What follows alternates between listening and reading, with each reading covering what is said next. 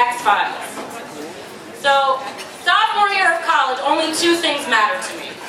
One, saving the world from poverty and injustice. Two, this guy, Brian McNamara.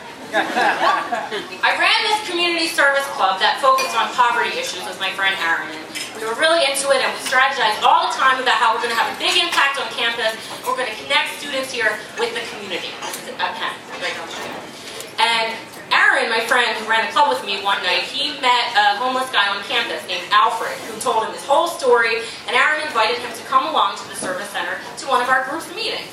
So here we are, all the Penn kids and Alfred, and we're all, talking about poverty issues. And you have the one girl who's saying, I just spent $8 on lettuce for dinner, and we're talking about poverty, and I feel guilty. What about that? Let's talk about that. And then you have the girl who's like, I'm so angry, I just want to run naked through the quad about this so people will pay attention.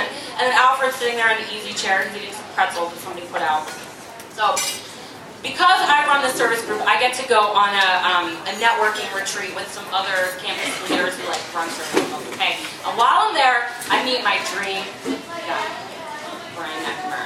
Now remember, I was at Penn, so I had been meeting guys that were they treated every social interaction like a formal business transaction, or they wore cufflinks on a regular basis, or monograms and things like that, or they would ask me what my 5-year plan was. But Brian was normal. He was like me. He didn't look at me weird when I said "wooder," and he didn't wear pink polo shirts. He wore Philly shirts, and he was cool, and he was hot, and he was funny. We had a great time at this retreat, and at the end, they did one of those team building things where everyone says something nice about everyone else in front of the group. And he said in front of everyone how great I was, and I was like the girl version of him. I was him with long hair, and he basically couldn't wait to hang out with me more. He declared his love for me. It was amazing. And I was like, this is it. This is the guy. We get back to campus and we're entering into this email thing where we're trying to make plans to hang out, but he's so busy. It's hard to pin him down. He's really busy doing a lot of service projects for his fraternity because he's such a great guy. Meanwhile, I'm spending a lot of time working at the community service center, and Alfred, the homeless guy, it seems like he knows whenever I leave there because he's always lurking around the front when I leave at the end of the night, and he usually asks for a couple dollars, and I give it to him. And one night he's really insistent, and I don't have any cash, but I want to change the world, and I'm very idealistic. I'm like, come with me to the dorm and come into the lobby, and I'll go to the ATM and give you some money. So he does. So we go in, and he can't come in because he doesn't have a student ID, and he doesn't really look like a Penn kid. So he stays past the security guard. I go over to the ATM, get $20, go over to him. I give it to him. Alfred, he gives me a hug, and then I realize he's drunk, and he says, Martha, if I was your age, I would want you to be my woman. So, a couple days later at the community service center, my director said, the police were here, and they said if that guy, Alfred, is around again to call them because there have been some complaints about him, and also there's a warrant out on him for selling crack.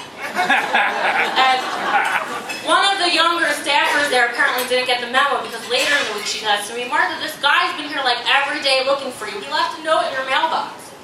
Loose leaf, pencil, the writing looks angry. Martha, I need to talk to you. Alfred. So, I'm thinking now that maybe Alfred's not all gravy, and that, I'm kind of terrified. But I'm trying just to pray that I don't run into him again and focus on Brian McNamara. We finally have a date planned for this Friday night. We're going to go see a free concert at the Rotunda, which is this great concert space right on campus. And I just know this is it. This is going to be our thing. Things are going to happen. I'm so excited. So I get there. I'm there first. He's not there yet. I'm in the front row. The band's already playing. Tons of people are there. Big stage. Door on one side of the stage where people are pouring in, and then on the other side of the stage is the exit door. So I'm keeping an eye on the door because Brian should be getting there at any minute. And I see all these people I know coming in. Here's Chaz, who he eats a banana out front of the dorm every day while he reads the Wall Street Journal. And here comes Alexis. She's the one who brings our chihuahua to class. And here comes Travis from freshman hall, who used to run around wearing nothing but a sock in his special place. And here comes Alfred. Here comes Alfred. Alfred is here. Alfred is in the rotunda. He's walked in with all these Penn students, and he's scanning the crowd. He's looking for me.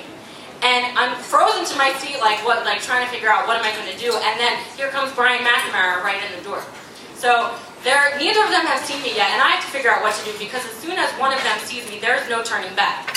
I will have to face Alfred, and I will have to explain to Brian McNamara why there is a 40-year-old homeless crack dealer looking for me. And my explanation is, so, I have a decision to make and a split second to decide. I have been waiting for this date, and I have been building up to this, and I've been planning on this, and this is my dream guy. But Alfred is coming toward me, so I get up, and I run right across the front, past the band, out of the rotunda, run back to my dorm. That's it. Blew it. I compose an email to Brian McNamara trying to make up some reason why I stood him up. And I never hear back from him. And the cute email exchange stops. It's all Alfred's fault. Talked to my friend a couple days later, and she tells me Brian McNamara had a girlfriend the whole time. And he's been with every girl in the sophomore class, and he cheats all around him. He's not a good guy.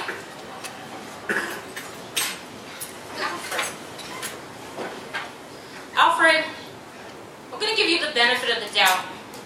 And I'm going to pretend that you're like my guardian angel, and that you knew all along what was happening. And that it was a good thing that you were trying to push Brian into the X category way before I would. But I still want my $20 back.